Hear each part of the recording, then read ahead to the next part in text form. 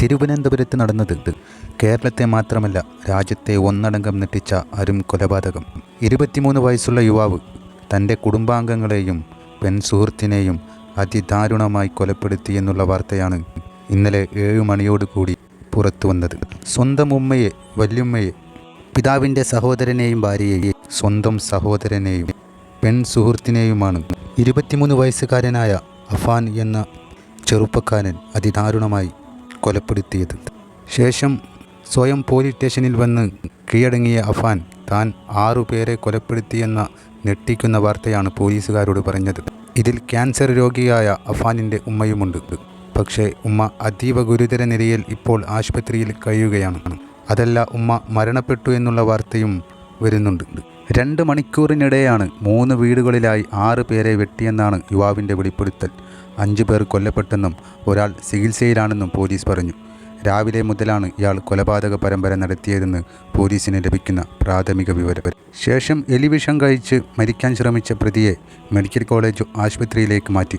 സാമ്പത്തിക പ്രതിസന്ധിയാണ് കൂട്ടക്കൊലയ്ക്ക് പിന്നിലെന്നാണ് റിപ്പോർട്ട്. പിതാവിനൊപ്പം ഗൾഫിലായിരുന്നു അഫാൻ. അവിടെ നിന്നാണ് നാട്ടിൽ തിരിച്ചെത്തിയത്. കല്ലറ പാങ്ങോടെത്തി പിതാവിൻ്റെ അമ്മ സൽമ ബീവിയെയാണ് ഇയാൾ ആദ്യമായി തലക്കടിച്ച് അതിദാരുണമായി കൊലപ്പെടുത്തിയത്. സൽമ ബീവി എന്ന അഫാനിൻ്റെ വല്യമ്മക്ക് 88 വയസ്സുണ്ടായിരുന്നു.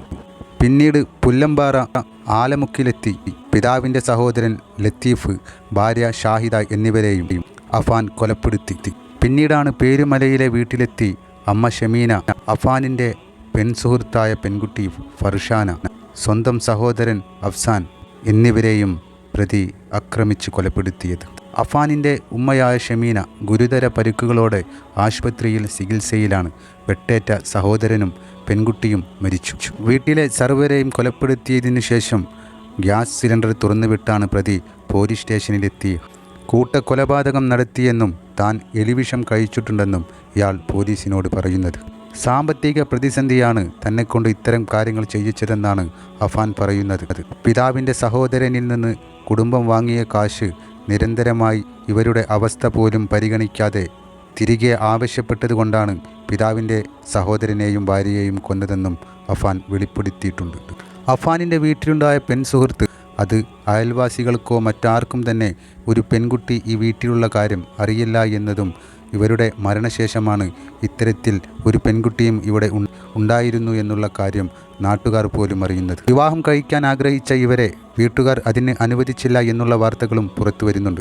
75 ലക്ഷം രൂപയോളം കടമുണ്ടെന്നും കൂട്ട ആത്മഹത്യ ചെയ്യാനുള്ള സാഹചര്യത്തിലേക്ക് എത്തിയെന്ന് മാതാവ് തന്നോട് പറഞ്ഞതായും അഫാൻ പറയുന്നു.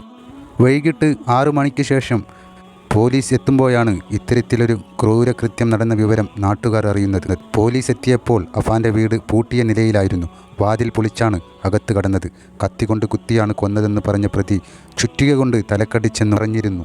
വീട്ടിൽ 2 പേർ മാത്രമാണ് ഉള്ളതെന്നാണ് നാട്ടുകാർ കരുതിയത്.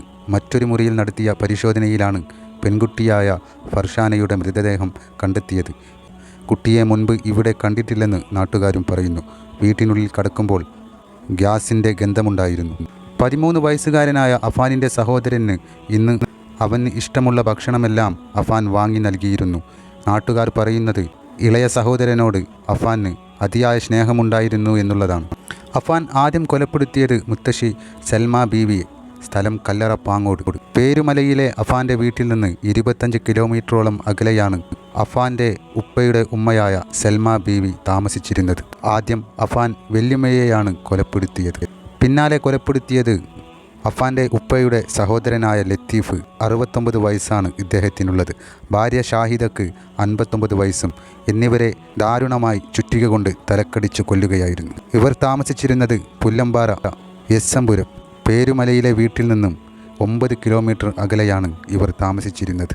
നിരന്തരമായി കൊടുക്കുവാനുള്ള കടത്തിൻ്റെ പേരിൽ തൻ്റെ കുടുംബത്തെ ബുദ്ധിമുട്ടിച്ചു എന്നുള്ള കാരണം കൊണ്ടാണ് പിതാവിൻ്റെ സഹോദരനെയും ഭാര്യയും കൊലപ്പെടുത്തിയത് എന്നാണ് പ്രതിയായ അഫാൻ പറയുന്നത്. പിന്നീടാണ് പേരുമല ആർച്ച് ജംഗ്ഷനിലുള്ള സ്വന്തം വീട്ടിലെത്തി സഹോദരനായ 13കാരനെയും അർബുദം ബാധിച്ച് ചികിത്സ തേടുന്ന സ്വന്തം ഉമ്മയായ ഷമീനയെയും പ്രതി അതിദാരുണമായി കൊലപ്പെടുത്തിയത്. അഫാൻ്റെ പിതാവ് അബ്ദുറഹീം സൗദിയിൽ നാട്ടിലേക്ക് വരാൻ കഴിയാത്ത തരത്തിലാണ് കഴിയുന്നത്. ധാരാളം ബാധ്യതകൾ അവിടെ അദ്ദേഹത്തിന് ഉണ്ടായതുകൊണ്ട് തന്നെ 7 വർഷമായി അദ്ദേഹം നാട്ടിലേക്ക് വന്നിട്ട്. ദിവസങ്ങൾക്ക് മുമ്പ് വീട്ടിലേക്ക് വിളിച്ചപ്പോഴും അഫാൻ മോശമായ തരത്തിൽ പിതാവിനോട് സംസാരിച്ചു എന്നുള്ളതും പിതാവ് വ്യക്തമാക്കിയിട്ടുണ്ട്. സാമ്പത്തിക പ്രതിസന്ധി മൂലം ഒരിക്കലും ജീവിതം മുന്നോട്ട് കൊണ്ടുപോകാൻ കഴിയില്ല എന്നത് ഉറപ്പായപ്പോഴാണ് താൻ ഇത്തരമൊരു കാര്യം ചെയ്തതെന്നാണ് അഫാൻ പറയുന്നത്. എന്നാൽ ഇതിൻ്റെ പിന്നിൽ മറ്റു വല്ല കാരണങ്ങളുമുണ്ടോ എന്നുള്ള അന്വേഷണത്തിലാണ് പോലീസ്. സുഹൃത്തായ ഫർഷാനയുമായുള്ള വിവാഹത്തിൽ കുടുംബം എതിരി നിന്നതായിരിക്കുമോ ഇത്തരമൊരു കൃത്യം ചെയ്യാൻ അഫാനെ പ്രേരിപ്പിച്ചത് എന്നുള്ളതും ഇതിനുള്ള കാരണമാകുമോ എന്നുള്ള സംശയവും ഉണ്ട്. ഫർസാന എന്ന യുവതി ഇന്ന് വീട്ടിൽ നിന്ന് ഇറങ്ങുമ്പോൾ ട്യൂഷന് പോകുകയാണ് എന്നാണ് വീട്ടുകാരോട് പറഞ്ഞത്. അതിനുശേഷമാണ് അഫാൻ്റെ കൂടെ സ്വന്തം വീട്ടിലെത്തിയത്. ഈ ദാരുണമായ കൊലപാതകങ്ങൾക്ക് പിന്നിൽ എന്താണ് വ്യക്തമായ കാരണമെന്നുള്ളത് ഇതുവരെ പുറത്തു വന്നിട്ടില്ല. അതിൻ്റെ അന്വേഷണത്തിലാണ് പോലീസ്. സൗദിയിൽ നിന്നും അഫാൻ്റെ പിതാവിൻ്റെ വാക്കുകൾ കേൾക്കാം. ഈ വിവരങ്ങൾ അറിഞ്ഞത് 4 മണിക്കാണ് 3:30-4 മണിയാകുമ്പോൾ അറിയും. ജോലി ചെയ്തുകൊണ്ടിരിക്കുമ്പോഴാണ് ജോലിയിൽ ഞാൻ വെറുതെ നിൽക്കുമ്പോൾ എന്നെ പെങ്ങളമ്മ വിളിച്ചു പറഞ്ഞു. വിളിച്ചെന്റെ ഉമ്മയുടെ മരണം പറഞ്ഞ ആദ്യം. ഓക്കെ. അതിനുശേഷം പിന്നെ എന്റെ സുഹൃത്തോട് റിയാദിനെ വിളിച്ച് പറഞ്ഞു എന്റെ വീടിന്റെ അടുത്തുള്ളതാണ്. അപ്പൊ ഇതുപോലെ എന്റെ ഇളയ മകനെയും ഭാര്യയും ഇങ്ങനെ എന്തോ സംഭവിച്ചു എന്ന് പറഞ്ഞു. അപ്പൊ ഞാൻ നാട്ടിൽ വേറെ പോലീസുണ്ട്, അദ്ദേഹം വിളിച്ചപ്പോൾ അദ്ദേഹം പറഞ്ഞു പോലീസിനടുത്ത് കിടക്കുന്ന ഭാര്യയ്ക്കും ഇളയ മോനും എന്തൊക്കെ സംഭവിച്ചിട്ടുണ്ട്. അങ്ങനെ ഞാൻ നാട്ടിൽ എന്റെ ഭാര്യയുടെ അനിയത്തെ വിളിച്ചു. അവൻ ഇതുപോലെ പറഞ്ഞു ഹോസ്പിറ്റലിലാണെന്ന് പറഞ്ഞു. എന്റെ ഇളയ മകൻ മരിച്ചവർ ഞാൻ അറിയില്ലായിരുന്നു. സീരിയസ് ആയിട്ട് കിടക്കണമെന്ന് പറഞ്ഞു. എന്താണ് ഇതിലേക്ക് എത്തിച്ചതിൽ നിങ്ങൾക്ക് എന്തെങ്കിലും വിവരങ്ങളും എനിക്ക് അറിയത്തില്ല. അഫാൻ നേരത്തെ സൗദി അറേബ്യയിൽ ഉണ്ടായതാണ് ഇവിടെ. എനിക്ക് അവൻ വിസിറ്റിംഗ് ഞാൻ മക്കളെ കൊണ്ടുവന്ന് വിസിറ്റിംഗിന് കൊണ്ടുവന്നു. 6 മാസം കൊണ്ട് ഉണ്ടായിരുന്നു. അതിനുശേഷം പോകുന്ന സമയത്ത് അഫാൻ ആ രീതിയിൽ അല്ലല്ല അങ്ങനെയുള്ള യാതൊരു പ്രശ്നം സന്തോഷമായിട്ട് സന്തോഷമായി തിരിച്ചു പോകുമ്പോൾ ചെയ്തു ഒരു പോവുകയും ചെയ്യും. ഈ അഫാനായിട്ട് നിങ്ങൾ നേരത്തെ സംസാരിച്ചിട്ടുണ്ടോ? ഇന്നലെ എപ്പോഴെങ്കിലും? ഞാൻ ഒരാഴ്ച അവന് കഴക്കൂട്ടത്തിന്റെ ഒരു കമ്പനി ജോലിക്ക് പോകുന്നുണ്ടെന്ന് പറഞ്ഞു. അങ്ങനെ എപ്പോഴും കിട്ടാറുമില്ല. ഒരാഴ്ച മുമ്പ് ഞാൻ ചോദിച്ചിട്ട് സംസാരിച്ചായിരുന്നു. ഈ അഫാന്റെ ജോലിയായിട്ട് ബന്ധപ്പെട്ട എന്തെങ്കിലും വിഷയങ്ങളുണ്ടോ? വിഷയങ്ങളും ഇല്ല. എല്ലാം സന്തോഷത്തോടെ കഴിഞ്ഞത്. എനിക്ക് കുറച്ച് ബാധ്യത ഉണ്ടായി. ആ ബാധ്യത തീർക്കാൻ നമ്മുടെ വീടും വരെ വിൽക്കാനുള്ള ശ്രമത്തിൽ നടന്നുകൊണ്ടിരിക്കുകയായിരുന്നു. വിറ്റ് കടങ്ങൾ തീർക്കാനുള്ള ശ്രമത്തിലായിരുന്നു. അത് നടന്നില്ല. പിന്നെ എന്തുകൊണ്ട് സംഭവിച്ചെന്ന് വെച്ചാൽ എനിക്ക് അറിയത്തില്ല. ഈ കുടുംബമായിട്ട് എപ്പോഴാണ് നിങ്ങൾ സംസാരിച്ചത്? ഇന്ന് വിളിച്ചിരുന്നോ? ഇന്ന് വിളിച്ചിട്ടില്ല.